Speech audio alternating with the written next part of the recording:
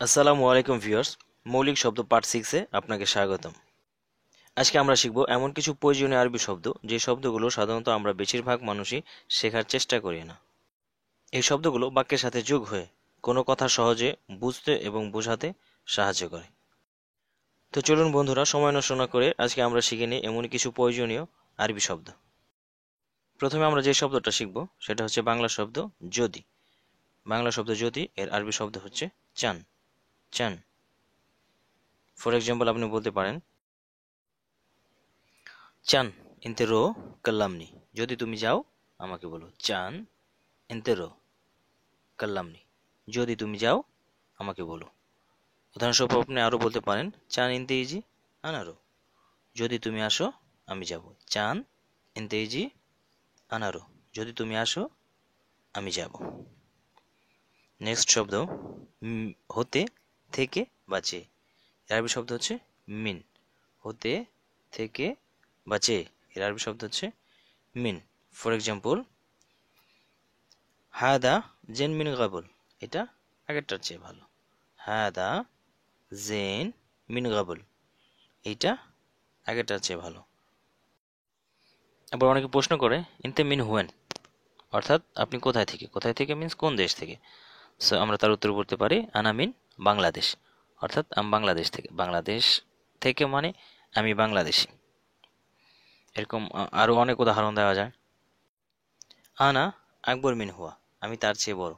অথবা আনা তৈল আখমাল ইনতে, আমি তোমার ভাইয়ের চেয়ে লম্বা। সো আমরা বুঝলাম মিন এর অর্থ হচ্ছে হতে, থেকে বা চেয়ে। কিন্তু এর আরবি শব্দ হচ্ছে লেকিন। কিন্তু এর আরবি শব্দ হচ্ছে লেকিন। যদিও হিন্দিতেও এই শব্দটা লেকিন বলে ব্যবহার করা হয়। ফর এক্সাম্পল আপনি বলতে পারেন আনা কাল্লামতা লেকিন এনতে মায়েজি। আমি তোমাকে বলেছি কিন্তু তুমি আসোনি। কাল্লামতা অর্থ তোমাকে বলেছি, সম্পূর্ণ ওয়ার্ডটা কাল্লামতা। তা এখানে তোমাকে অর্থে ব্যবহার করা হয়। সো আনা কাল্লামতা লেকিন এনতে মায়েজি, আমি তোমাকে বলেছি কিন্তু তুমি আসোনি। প্রায়, তাকরিবান। প্রায়, তাকরিবান। প্রায় এর আরবি শব্দ হচ্ছে তাকরিবান। ফর এক্সাম্পল আপনি বলতে পারেন তাকরিবান 10 কিলো মজুদ। প্রায় 10 কিলো আছে, অর্থাৎ আন্দাজ করে কোনো কিছু বলা। তাকরিবান 10 কিলো মজুদ। তাকরিবানের জায়গায় আরো একটু শব্দ ব্যবহার করা যায়, যেমন ইমকিন অথবা মুমকিন। যেমন আমরা কোনো কিছু সন্দেহ পোষক বলি, হয়তো বা হতে পারে। যেটার ব্যাপারে আমরা আবার শিওর না সেটা বলি আমরা মনে হয়, সেখানে বলতে হয় ইমকিন। ফর এক্সাম্পল আপনি বলতে পারেন ইমকিন ওয়াক্কেল খালাস, মনে হয় তার খানা শেষ। এরকম আরো অনেক উদাহরণ দেওয়া যায়। আপনি বলতে পারেন ইমকিন হুয়া মায়েজি, মনে হয় সে আসবে না। ইমকিন হুয়া মায়েবি, মনে হয় তার দরকার নেই। সো যে শব্দগুলো বা যে কথাগুলো আমরা সন্দেহপূর্বক ভাবে বলি বা নট এবার শিওর, শিওর হয়ে বলি না, সেই কথাগুলিকে আমরা যেমন বলি মনে হয়, এখানে বলে ইমকিন অথবা মুমকিন, দুটোটা একই শব্দ। ইমকিন অথবা মুমকিন, মনে হয়।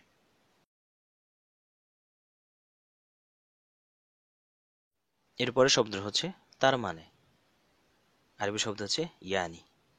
তার মানে ইয়ানি। ফর এক্সাম্পল তার মানে কি, ইয়ানি শোনো। তার মানে কি, ইয়ানি শোনো। আর একটু বড় করে বলতে পারেন ইয়ানি ইনতে শুনে বিকাল্লাম। তার মানে তুমি কি বলতে চাও।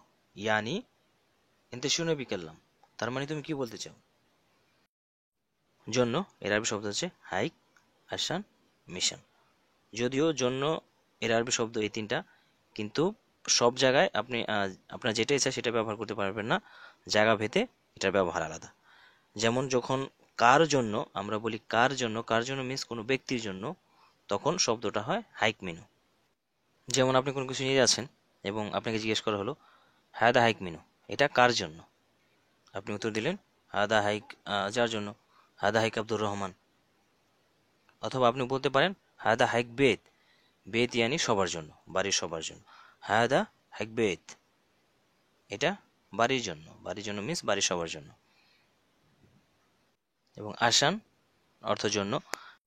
ফর এক্সাম্পল আপনি বলতে পারেন আনারো আশান আক্কেল, অথবা আনা আবিরো আশান আক্কেল, আমি খাওয়ার জন্য যেতে চাই, অথবা আনা রাহ আশান কাল্লামতা, আমি যাচ্ছি তার সাথে কথা বলার জন্য। এবং মিশন এই শব্দটার অর্থ জন্য।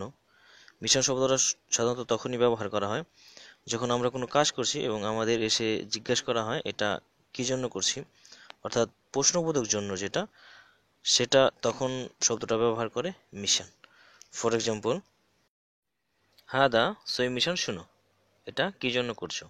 হাদা সই মিশন শুনো, এটা কি জন্য করছো। সহজভাবে বলতে গেলে যদি বলি কার জন্য তাহলে বলতে হবে হাইক মিনু, এবং যদি বলি কিসের জন্য তাহলে বলতে হবে আসান শুনো। এবং কিসের জন্য যখন হবে প্রশ্নবোধক, অর্থাৎ কেউ আমাকে জিজ্ঞেস করবে, তখন আমি যখন জিজ্ঞেস করবো বা কেউ আমাকে জিজ্ঞেস করবে তখন শব্দটা হবে মিশান শুনো। এই অংশটুকু ভালোভাবে যদি বুঝে না থাকেন তাহলে আমাকে কমেন্টে জানান, আমি সেইভাবে বোঝানোর চেষ্টা করব যাতে আপনি বুঝতে পারেন। সাবধানে অথবা সাবধানতার সাথে, এর আরবি শব্দ হচ্ছে তিরবালেক। তিরবালেক, ফর এক্সাম্পল আপনি বলতে পারেন তিরবালেক মাফিকাসার সীসা, সাবধানের সাথে কাজ ভেঙো না, অথবা সাবধানতার সাথে কাজ ভেঙো না। সো তিরবালেক অর্থ সাবধানতার সাথে। প্রথম যখন আমি শব্দটা শুনেছি আমার কাছে মনে হয় তারা বলছে বীর বালিক, এবং আমি একজনকে জিজ্ঞেস করলাম বীর বালিক অর্থ বা সাবধানের সাথে কোনো কাজ করা, তিনি বললেন না, বীর বালিক না, শব্দটা তীর বালিক। সো তীর বালিক অর্থ সাবধানতার সাথে।